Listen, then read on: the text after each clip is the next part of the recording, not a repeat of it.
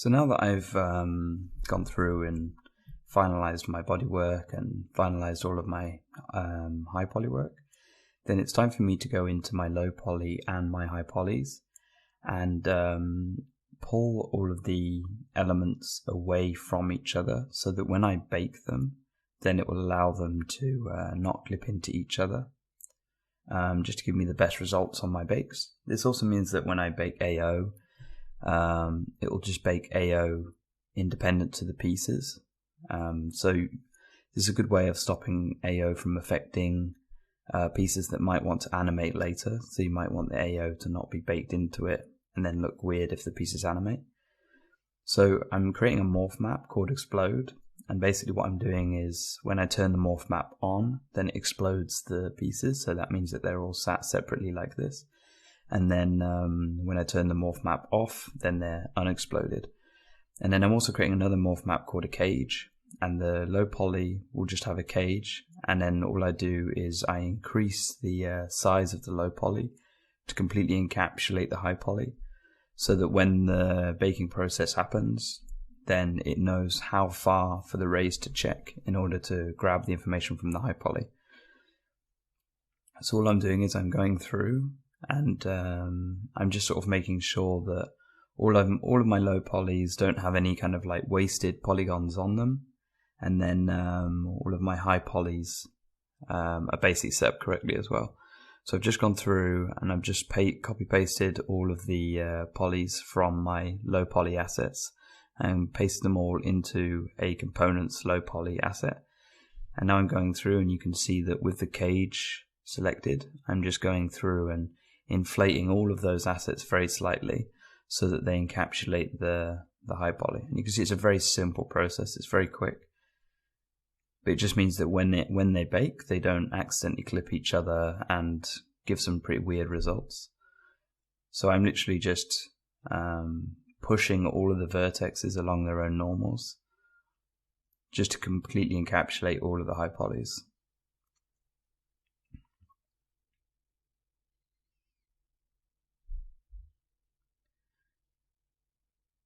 So you can see all I do is I go through, turn on the bit of the high poly that is the thing that I'm kind of thinking about baking, and then I just sort of make sure the normals and things like that are correct on it, and then I'll just go through and make sure that these cages are prepared.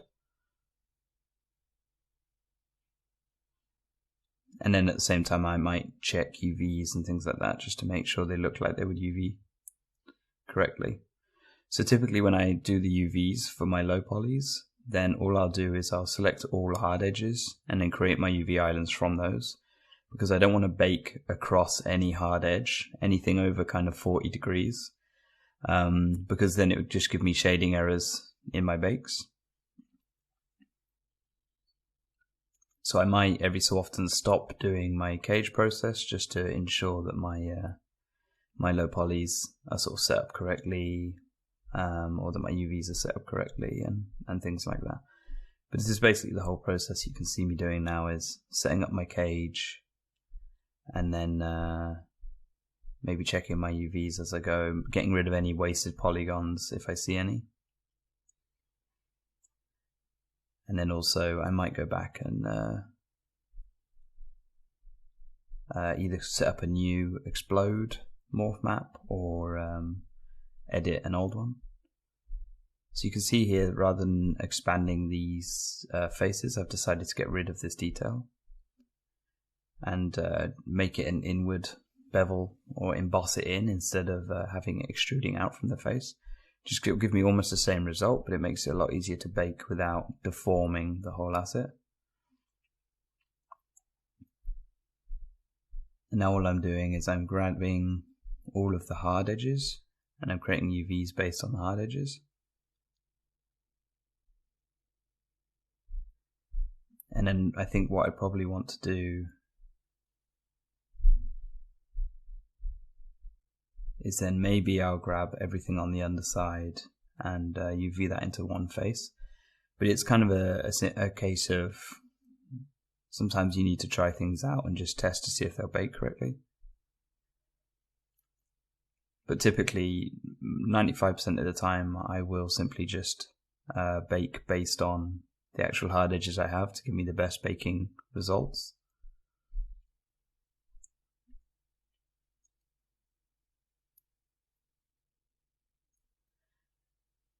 And then I'll just pack it.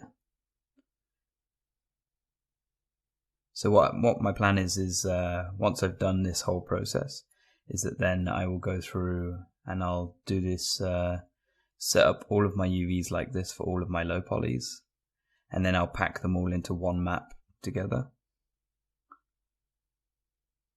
And then that'll be the map that gets used to bake my normal and my AO down to the components. The AO actually wouldn't be baked to this same UV set. It would be baked maybe to it probably would actually be baked to this UV set. So the only problem is you kind of have to balance whether, if you have 4 of the same asset being used in a modular way, you might want to break them out into another UV set so that they can be UV to separate areas of the UV set, so that when you bake AO, then they might have different pieces around them affecting their occlusion, and you might want to bake that to them. So say you have 4 tires but 2 of them are rotated, then you might want to have different kinds of AO baked into them. But because these are moving assets, then typically I would bake these away using these explodes so that the AO is never a problem when you rotate or animate these assets. So like the boosters on the side of my drone, then I'll bake 1 normal and 1 AO for the whole booster. And what that means is that I can have the booster facing any direction, and it won't look weird that AO from the drone is affecting one booster in the correct way and the other booster in the incorrect way. So as you can see, I'm just going through and I'm just running my script so that any angle over 40 degrees is hard. Then I'm selecting all faces that are over 40 degrees, all edges that are over 40 degrees. And then I'm grabbing any extra edges that might be needed to UV a cylinder. And then I just run my unwrap tool. And then once I'm happy that I can see that I think the results are good and they don't look skewed, then I might go through and just straighten up some of these UV islands. So I can just see that the UV islands are UV'd quite well. And then when I finish doing this to the whole low poly process, then I'll pack it all together.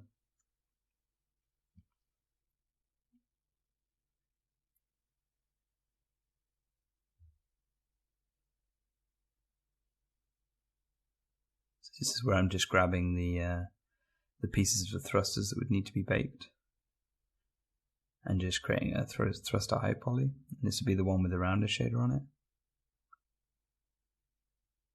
And then in the low poly, then I just need to make sure that these are all UV'd up correctly.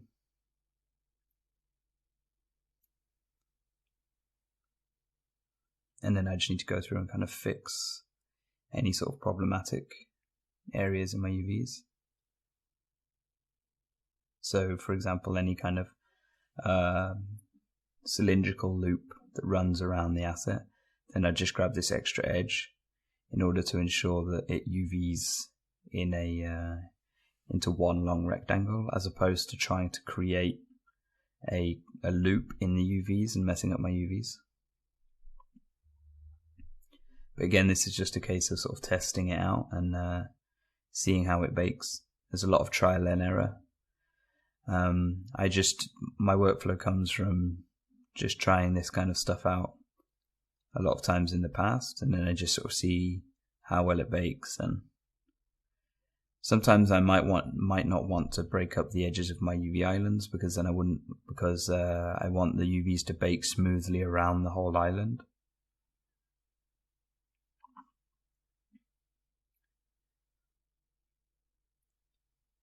This is basically my whole plan, is to only for these components, is to split up my low polys, high polys, make sure my low polys all have cages that encapsulate the high polys, make sure that all the UVs work, go through piece by piece, just making sure the UVs look like they would bake correctly to me.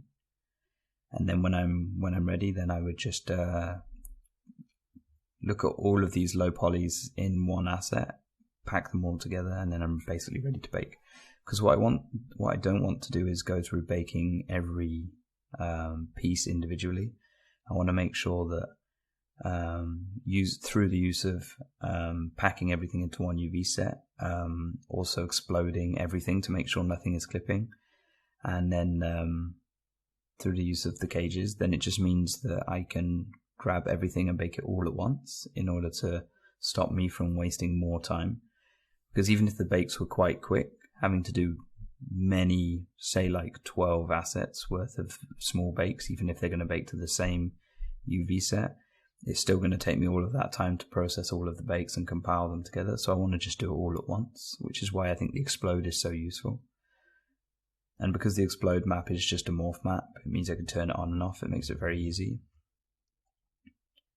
And the explode map also, if I turn on the explode map and the cage map, it will apply both morph modifiers to the modeling. So if I was to turn on the explode, and it would move the pieces out away from each other to stop them clipping, and then turn on the cage, then it would also allow those pieces to expand to grab the high poly pieces.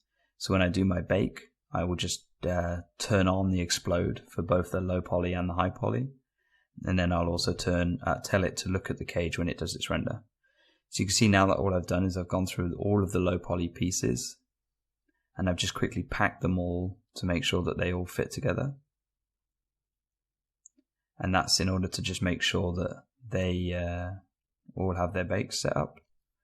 And now I'm just grabbing any pieces that were in my kind of block out and making sure that they're kind of copy pasted into an individual high poly, mesh, so that when I do my bakes, I can just turn on my high polys and then turn off everything else in the scene, because I don't want anything else in the scene to affect my low poly pieces. So all of these pieces that have mid poly modeling, then I might turn those off for all of my bakes, and then maybe later I can check out if I want to turn them back on in order to get AO from them and things like that. But because it's a very large asset, I'm not too worried about getting that very fine detail AO in, because my AO will be baked to one sort of 2K texture for the whole asset. So the fidelity of it wouldn't really hold up to the very small details. So that's where I'll just allow it to only really deal with the big stuff.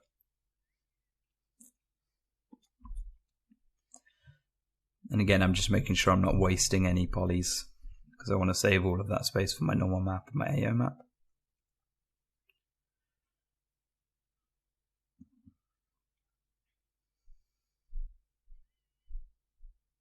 So I'm just basically looking around and making sure that my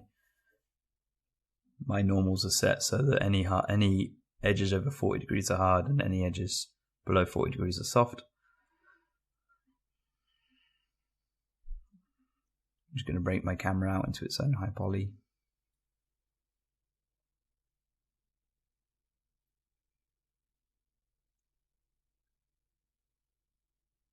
And then this is basically the whole process. So it's not super interesting, but hopefully it helps you to understand what I'm doing in order to just help these pieces bake. So then all I was doing was checking to see how much of these pieces can I actually see on the object in UE4, and then I'll delete the faces that I consider to be wasted.